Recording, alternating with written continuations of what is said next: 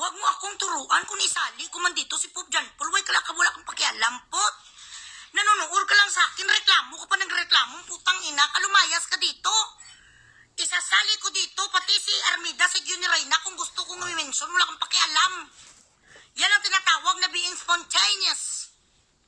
Nawala sang anything, gapasok mo na sa utak, waway pasok si Ay, piano get.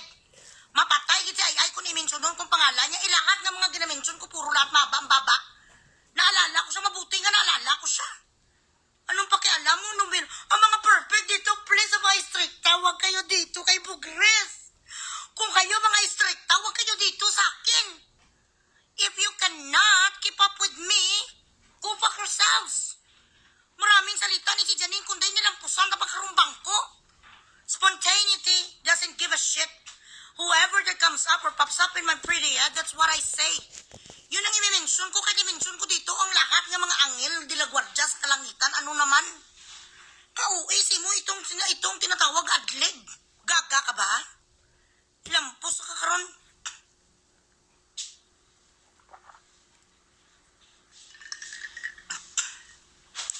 Nakikinig ka lang sa akin bilat sa ngamay mo, ma-coach ka pa, wala ka pakialam. Kung pati si Vice Ganda, mentionin ko ano naman ngayon kay si Vice Ganda, mahaba din babas ang kabayo. Chiloy mo.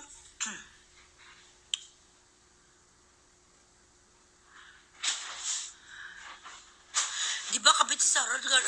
Diin sa dampi nagkabit, yat wala pulos. Ay, Diyos ko day.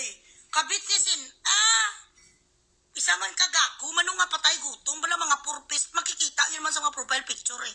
Ang mga suot ng mga damit sa mga yudiputa, mga dugyot. Share the life, share the life.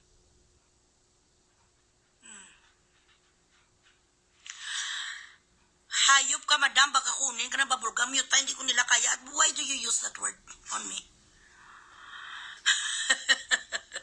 Si Jamaligno, namatay na daw siya, hindi niyo ba nabalitaan? Dagdagan mo na 11,000 ang stars, pero ang aking naman nga BPI kagang Gcash ko dollar.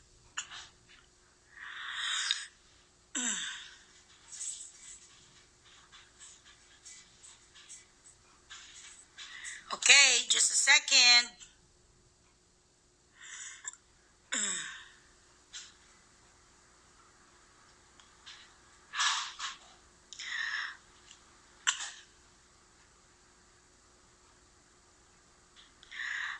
Okay, sige, ulap na talang.